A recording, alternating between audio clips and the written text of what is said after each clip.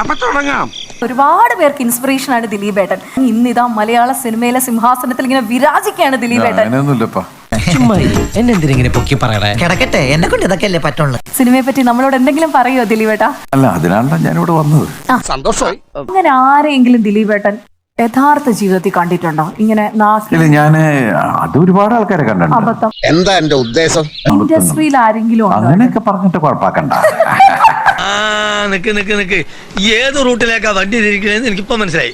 ഒരു സുഖം, ഒരു നമുക്ക് ആരെയും കളിപ്പിക്കുമ്പോണ്ടല്ല എന്തോ ഒരു ഇവിടുന്ന് കരിച്ചിങ്ങനെ വരും. നമ്മളിങ്ങനെ മൂപ്പിച്ച് കൊണ്ടുപോയിട്ടേ ചാട കയറ്റി വിടുക എന്ന് പറഞ്ഞ പരിപാടിയില്ല. അത് വേണ്ട, ചെറിയൊരു കുത്തി. അത് വേണ്ട, അത് വേണ്ട, അത് വേണ്ട.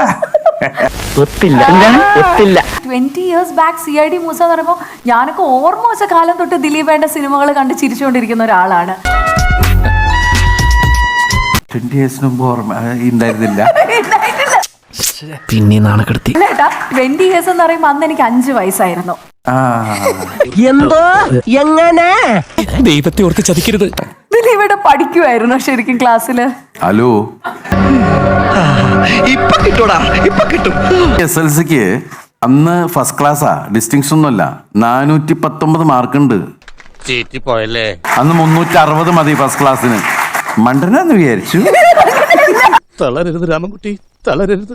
ഞാൻ BA വരെ പാസ്സായ ഒരാളാ. റെസ്പെക്ട് ചെയ്യൂ.